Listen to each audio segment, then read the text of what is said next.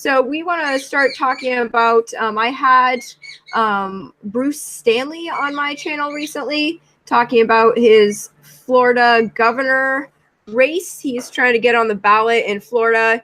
And I was intrigued. One of his main platform points was talking about having a state bank in Florida. And I had never really heard about that. Bruce did mention that the state of North Dakota has a state bank. So I wanted to ask the Piper Report what he thinks about that and just some of his thoughts, because I've just only recently started to look into the idea of state banks. So, yeah, I am actually for it. I agree with it.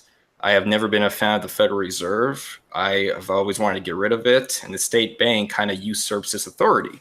So to that regard, I am all for it. But it's actually quite interesting because it started, I think it was in 1919, and the person that actually wanted it done, he was in the Socialist Party, but he was actually kicked out. So he started a nonpartisan league, and eventually they got control of the state legislature, the state assembly, the governorship, and then they passed it.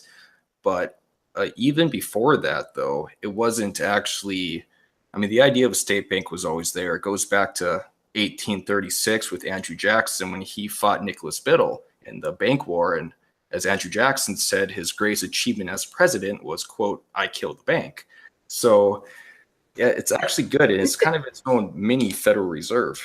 Yeah, that's cool. I've been trying to look up the history of banking in the United States, especially about like the War of 1812 and the Revolutionary War, and like wondering what was going on. Like there was a big fight between like Hamilton originally about having like what type of banking we were going to have here in the United States. And yeah, I think it's fascinating. I think you said the North Dakota Bank started in 1919 and it was originally a socialist, and it's kind of funny to think that, you know, a socialist put forward that and then he was thrown out of the party. And then so I think there's like a lot of interesting like bipartisan overlay to the idea of state banking. Like a lot of people, when they think about states' rights, they think it's, you know, like some crazy right-wing conspiracy to want states' rights or state control over banking. And that's, I don't know, that's also one thing I never really understood. The idea of like nationalizing the Federal Reserve, for instance, taking control of the Federal Reserve or the bank itself to control monetary policy is now deemed as socialism, or it's predicated upon this notion that it's socialism, but it's really not. It actually goes back to the Constitution. The Constitution says it, that Congress has the ability to coin money. But in 1913, under Woodrow Wilson, we gave that power away and the Federal Reserve was born, which is really funny in a way because one of the members that was responsible for drafting legislation of the Federal Reserve was Frank Vanderlip. And Frank Vanderlip even wrote in his diary years later that if the American people knew what they discussed on Jekyll Island in Georgia, there's no way the Federal Reserve would have came into existence. The inception of it would have never happened.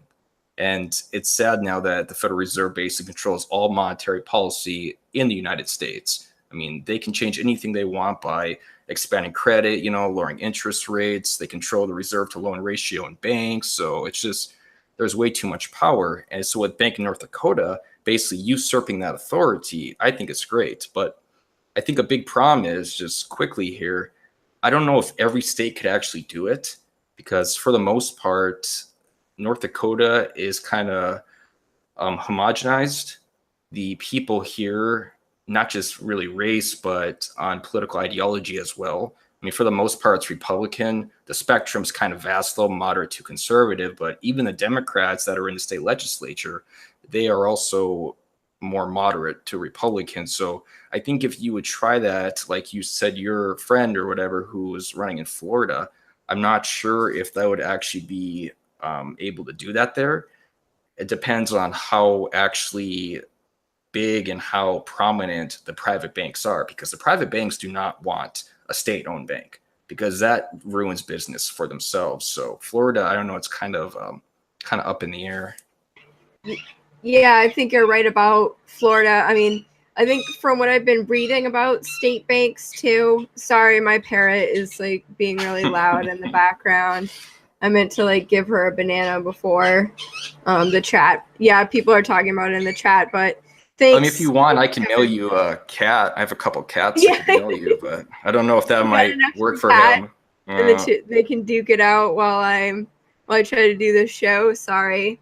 So yeah, you gonna bring your cat on the show sometime?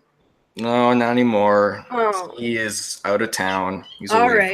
from me. Yeah, poor kitty. You get way more subscribers though if you got a cat. Just FYI. The cat has a thumbnail too. I should probably change it up a little bit.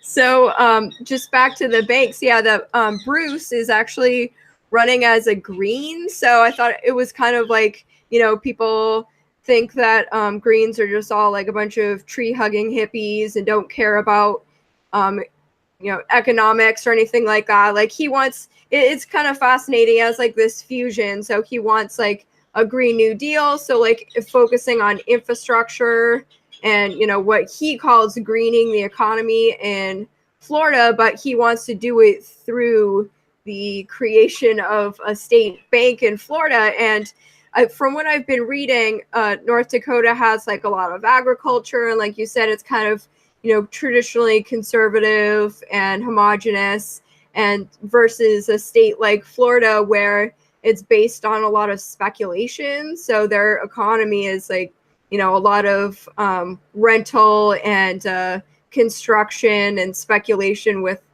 like the mortgages and stuff like that down there. So there's like a lot of big money down in Florida. Well, just off topic really quick, in the chat, Pete wrote cats are psychic, and it's kind of funny he brings that up because cats are like pretty much always in alpha brainwaves, which theorists say that is the brainwave you'd be in for psychic behavior. So I found it kind of interesting. Oh, fascinating. We'll but we'll have to have some cat talk on here. Yeah, right. A good cat video. No, but one of the reasons for the inception of the bank in North Dakota was because farmers was really struggling, especially in the early 1900s when wheat was our most precious commodity. Yet to actually garner the proper farm equipment to help, you know, produce that wheat, the banks in other states were just charging insane interest rates. Farmers were inflating their prices. So that's what got A.C. Townley, who was the ex-socialist, to actually conceive of the idea of a bank in North Dakota. But I guess to kind of just talk about how it's different right now than other banks, it basically, private banks don't like, wouldn't like a state bank because it ruins business for them. And that's what I think one of the biggest differences between the two is like the Bank of North Dakota, has a president, but there's a board of advisors that oversees it, and the governor is on there, and the governor chooses the advisors. So everything the Bank of North does, all the policies it implements, is in conjunction with what is best for the state. So if the state needs to maybe build a new factory here, it can give out the loan there, it can extend the credit of the loan. Whereas private banks, the only thing they give a shit about is their own money. I mean, we saw that during the Great Recession as well, is that bank lends out money, they charge interest, that's how they get their money. Well, they don't care when, or they care when, but they don't care how it's paid back as long as it's paid back. Whereas a state bank actually has other interests. Its interest is to the betterment of the people. So that's why I think, I mean, I'd be honest, I'd love to get rid of the Federal Reserve and nationalize the bank on a federal level. But since that's very hard because we'd have to use Congress to overturn the Federal Reserve Act of 1913, I think the next best thing would allow the state legislatures to do that. But nowadays, it's so hard because the private banks, they have so much money that they can actually lobby people in the state and they can, you know, threaten them. And we saw a similar thing happen during the Great Recession when these banks were actually bailed out due to their influence. I've got one more question about the whole state bank thing, and then we can move on to the other news topics tonight. But having a state bank, it's like a smaller bank. So is the bank more beholden to the state and like being financially viable with the state and managing taxes that way? Is that how it's supposed to work?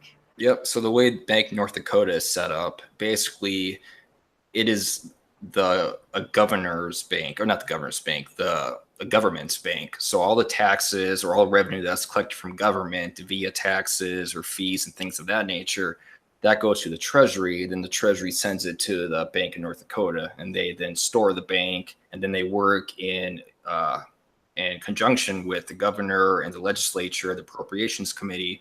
Well, that's a different topic, but they pass a spending bill, and then the funds come out of the Bank of North Dakota, and then they're disseminated out to the people. But I mean, for the most part, what's really good about the Bank of North Dakota is that since it's not a privately owned company, it works with the government, it actually cares about the people, like I kind of mentioned earlier. But for example, here, let's say that let's say there's a recession, which this is kind of true actually too, because during the Great Recession, North Dakota was actually all right. It was actually one of the very few states that still had below 5% unemployment, and wages were still up. And it wasn't just from the oil boom. I mean, that did help, but it was also because of the Bank of North Dakota. But if a business is kind of doing poorly, but that business predominantly does do well, the Bank of North Dakota can actually extend its credit, or they can actually, give them a kind of some leeway. Whereas a private bank, they would see that and they would perceive that as a loss of money for them. So then they'd probably maybe go take that company's house away, take all their money. So it's profit driven over the needs of the people of the state. I think if you ever compare those two, the juxtaposition will always lead towards the people of the state, because people are going to want to work with each other rather than some greedy plutocrat who's, works for a corporation. So. Yeah, I've been wondering because here in the state of Maine, whenever there's like something on one of the ballots to be like, oh, do you want to borrow a bunch of money to fix our roads or this or that? A lot of it's like federal money, and then we get charged all this interest. And of course, people in the state of Maine always vote yes. So then we just keep on owing more and more money. And I'm wondering if we had a state bank, if it would be, we'd be more, fiscally responsible, like you said. And also, like you said, during the 2008 crisis, you guys could kind of control your economy and not completely crash like a lot of other states. Oh yeah, that's exactly right. And it just, it's more freedom basically for the states, because the Federal Reserve, they shouldn't be able to control every single issue of the monetary policy. But in the way they're set up right now, we pass a budget. Basically, we print money off, we borrow from other countries, we borrow from corporations, we borrow from the people of the United States, which is kind of funny how we do it. We actually decipher the future projections of what the tax revenue will be. And then at the end, we borrow from the Federal Reserve. Well, the Federal Reserve charges us interest on it. And that interest is actually accumulated. So that interest actually accumulates interest. So that is why if all of a sudden we would balance the budget, the national debt would still continue to climb for, I guess, I don't know, I can't predict how long, but eventually until the interest is actually paid down, then it'll start going down. But if we would actually deviate away from that path, if we would go, just kind of a different topic a little bit, but if we would go into nationalizing the Federal Reserve, then what the government can do is that they can print out our own fiat currency for the budget. They don't got to borrow it from the Federal Reserve with interest. They can print it themselves interest-free. This is called debt-free money. And this is what Abraham Lincoln did during the Civil War, because banks basically wanted to charge the North, the Union, with a lot of high interest rates on military weapons or funds for military weapons. And if Lincoln would have did this, the U.S. would have been in debt for ages and in dire straits. And actually, France and Britain were actually waiting for Abraham Lincoln to do just that. So when the war was over, they could actually come in. But Abraham Lincoln instituted what's called the Greenback Law, and he basically allowed the states to print out their own fiat currency to supply the army themselves. And then after the war, there was really no debt from borrowing. I think there was still debt, but it wasn't as significant as it would have been if they borrowed it the other way. Wow, that's fascinating. Yeah, I need to do my interesting. research on that. Yeah. Well, people always say, the wars are bankers' wars. So, if you look at the history of, the fighting over banks and money between the Revolutionary War to World War, the War of 1812, and then everything that you said, that you talked about the crash of the 1830s, and then the build up in the antebellum years up until the Civil War, and then as we started to move into globalism, into World War I. You see this complete alternative history of the United States if you start looking at the banks. Oh yeah. Oh yeah, that's a big part of it. I mean, and it gives kind of capitalism a bad name too, because a lot of people blame capitalism for the recession, which I mean you could make some arguments for that, but in a truly capitalist society, those banks would have failed. Those banks would not have been bailed out by the federal government and the Federal Reserve.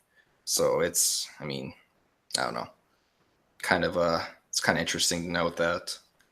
Right. That's a great point too. I mean, we've never really operated in a complete, Adam Smith sort of capitalism that, these uh, a lot of that sort of stuff is all based, on philosophy. And when you get into it and you see how actually things work out, yeah, there are banks that always get bailed out. There's individuals who always seem to get bailed out. And that's just the way things are, unfortunately, for us. So we never got that full, that full idea of capitalism, because there's always certain banks that run that anyway. So not to get too deep into that. So